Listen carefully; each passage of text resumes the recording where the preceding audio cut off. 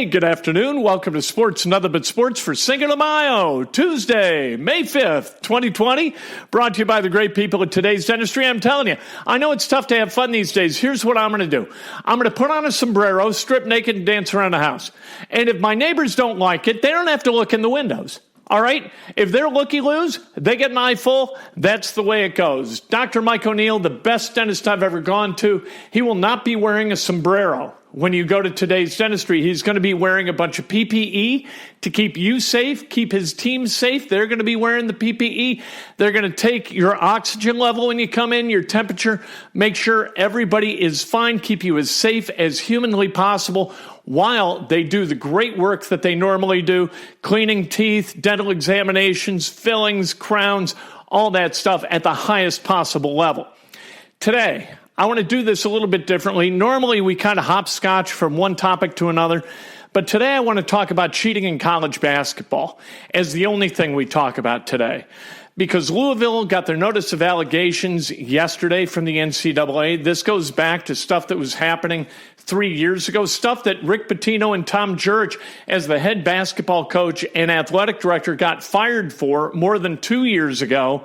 The NCAA just delivering that notice of allegations, a level 1 violation, a level 2 violation is not good news for Louisville because they are recidivists.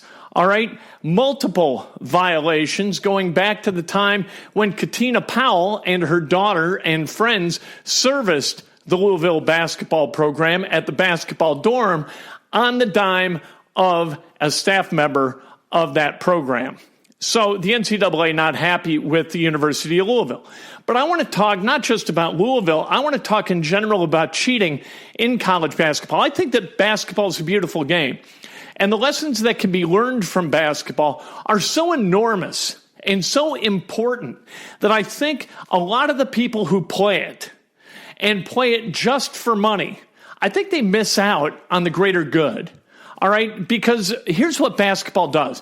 Basketball values those who work as individuals and really grind to become better shooters, better ball handlers, to move better as athletes. And all those skills can be developed alone in a gym, or hell, they can be developed in the driveway, right? Or in a park. That's where a lot of guys do it.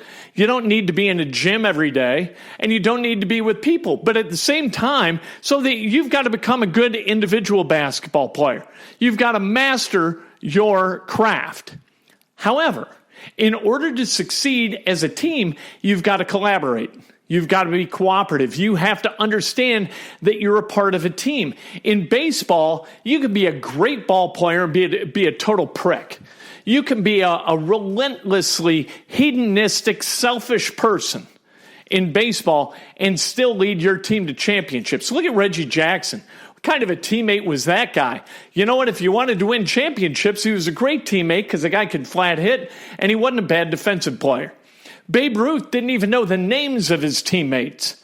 Okay? Hey, kid. That's what he'd always say. Had no idea what their names were, but you know what? He could flat rake. He moved pretty well for a fat guy, as Ty Cobb said. He was a good right fielder, and back in the day, he was probably the best left-handed pitcher in the game of baseball. So you can win championships with individuals in baseball, but in basketball, nobody is good enough to win without collaborating with the other guys on the team or the other women on the team. It just doesn't work that way.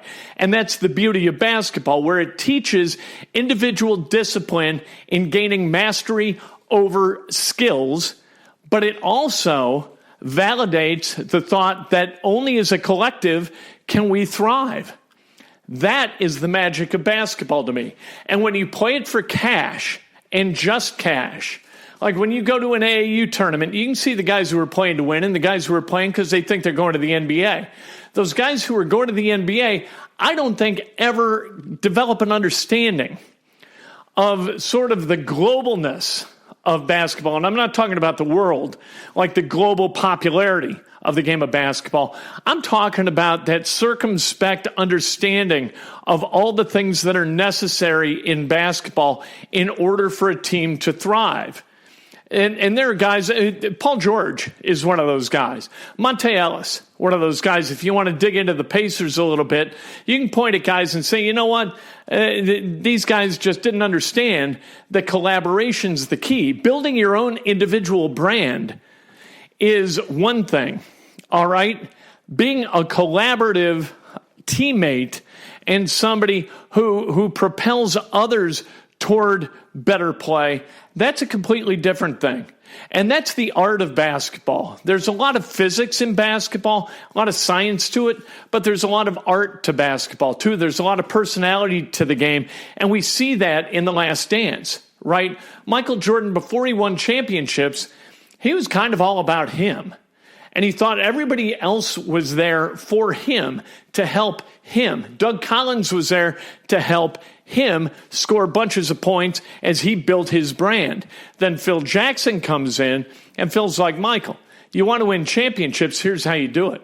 You've got to lift these other guys. You got to be about them, not just be about you.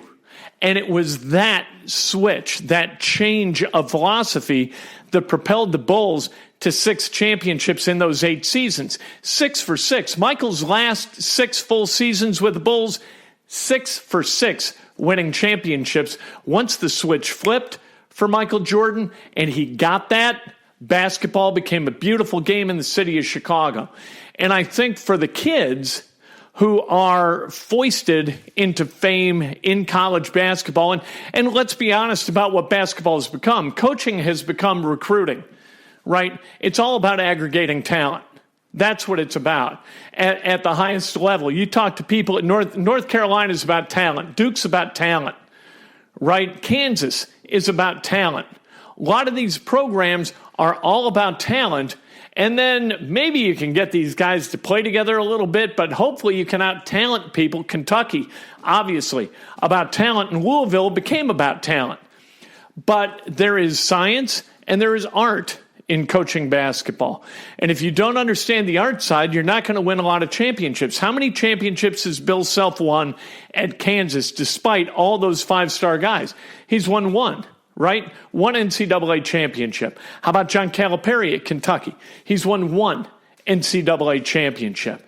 During that same period, you've had a lot of success from programs that don't do that. They can't get the 5-star guys. So what they do is try to recruit to a culture. And it's that culture that brings about repeated winning. And we saw a great example of it up at Purdue, right? Purdue gets Etuan Moore and Robbie Hummel and Scott Martin and Juwan Johnson, and what a class that was. And they're there in Purdue. Scott Martin leaves, but with Hummel and Moore and Johnson, Purdue gets really good. And then Matt Painter outthinks himself. And instead of recruiting to Purdue's culture, he recruits outside Purdue's culture and tries to get athletes. And at that point, Purdue fell apart. Matt Painter, he switched courses back pretty quickly to recruiting Purdue-type kids, and he's back to winning Big Ten championships. That's the beauty of recruiting to culture. That's the beauty of recruiting to fit. Butler has done the same thing, right? It's all about the Butler way.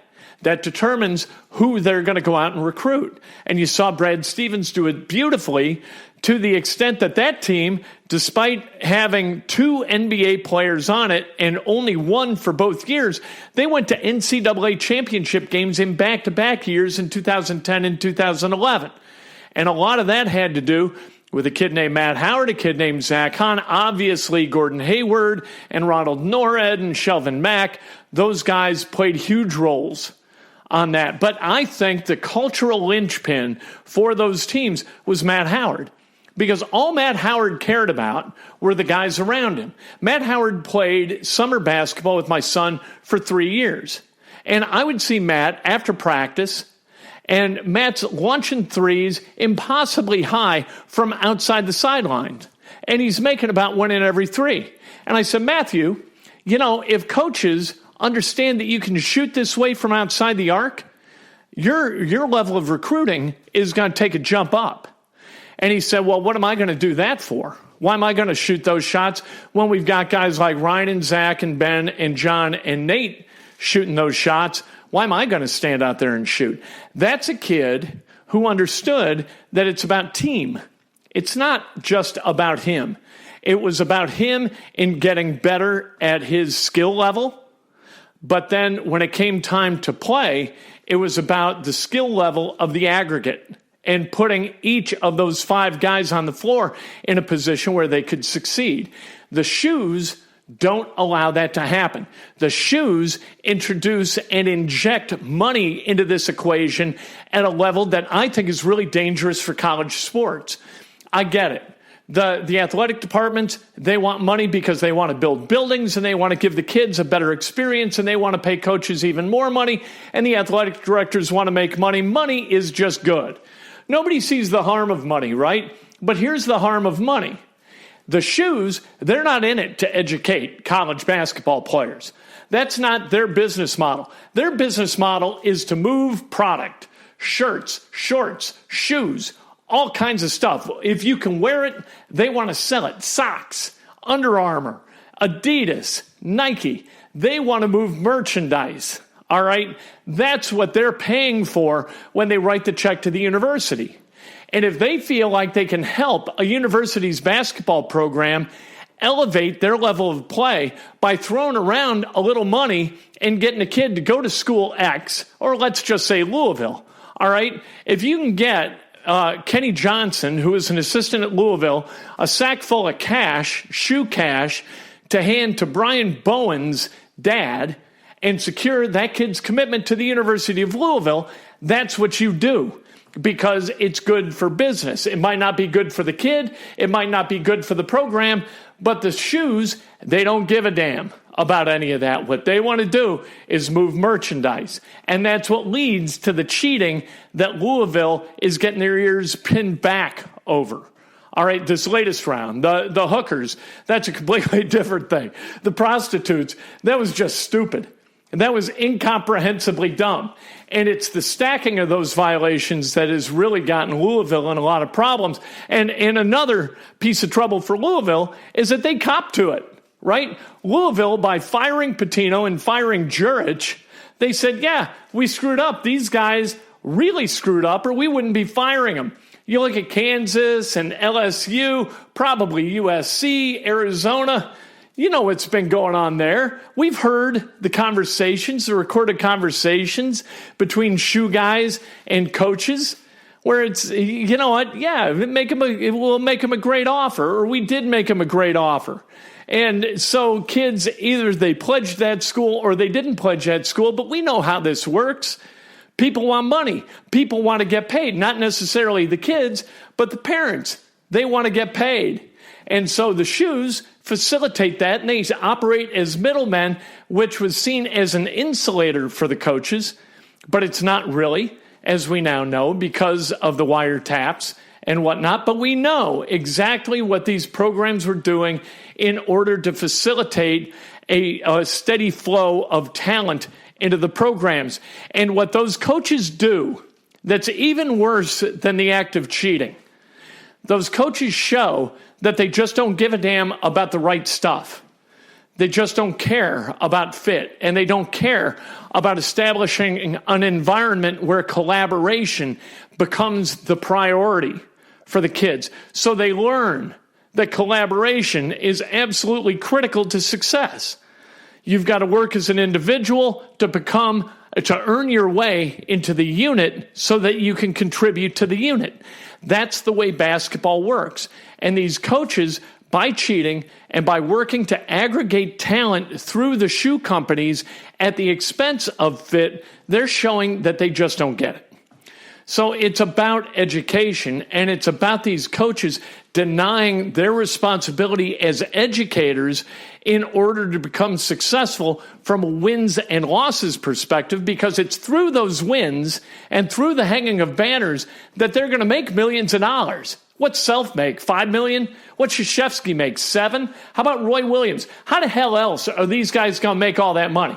What's Bill Self going to do for money? He doesn't need money, right? He's made all the money he needs.